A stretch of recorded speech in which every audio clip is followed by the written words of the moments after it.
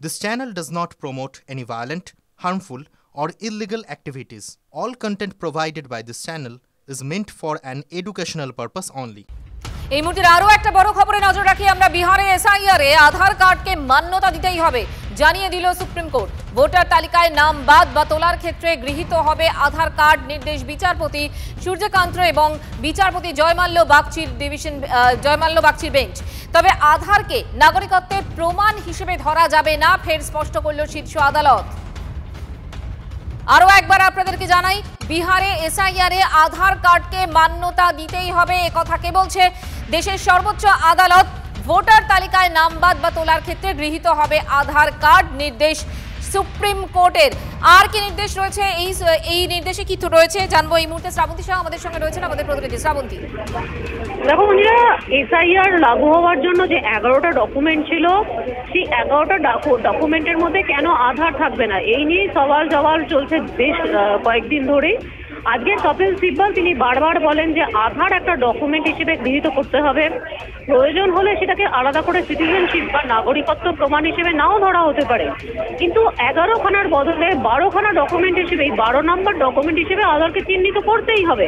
যদিও বিচারপতি সূর্যকান্ত তিনি বলেন যে কেন আলাদা করে এই ডকুমেন্টের কথা বারবার বলা হচ্ছে। শুনানি প্রায় 8 ঘন্টার উপরে চলে এবং শেষ পর্যন্ত বিহারের যে তালিকা রয়েছে, যেটা এসআইআর ইতিমধ্যেই সমাপ্ত হয়েছে, সেখানে কোনো ভোটারের যদি নাম বাদ গিয়ে থাকে সেক্ষেত্রেও যেমন আধার একটা ডকুমেন্ট হতে পারে, অন্যদিকে যদি নতুন কোনো নাম তোলা হতে পারে সেখানেও কিন্তু আধারের ডকুমেন্ট হিসেবে গৃহীত হতে হবে। যদিও এটা গোটা দেশের জন্য এখনো পর্যন্ত প্রযোজ্য নয়।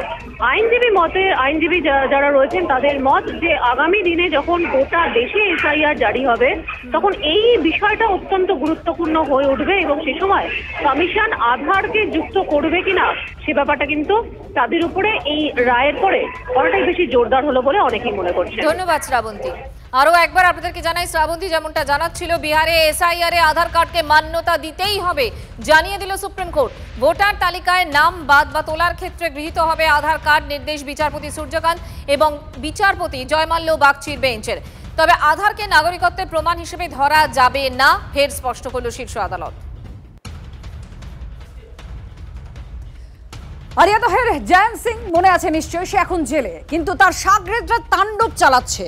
কোথায় কেন না, যারা এই জয়ন্তের বিরুদ্ধে সাক্ষী দিচ্ছে তাদের বাড়িতে ঢুকে তাণ্ডব চালাচ্ছে জয়ন্তের সাগরেদরা। মদ্যপ অবস্থায় বাড়িতে ঢুকছে জয়ন্তের সাগরেদ সুশোভন সরখেলকে হাতে নাতে ধরেও ফেলে স্থানীয়রা। অভিযুক্তকে আটক করে পুলিশ।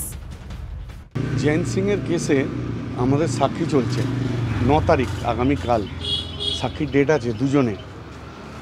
সেই সাক্ষীকে আগের বারেও এই সুশোভন সরকেল ফেসবুক লাইভ করে থ্রেট করেছিল, পান্নাসের হুমকি দিয়েছিল।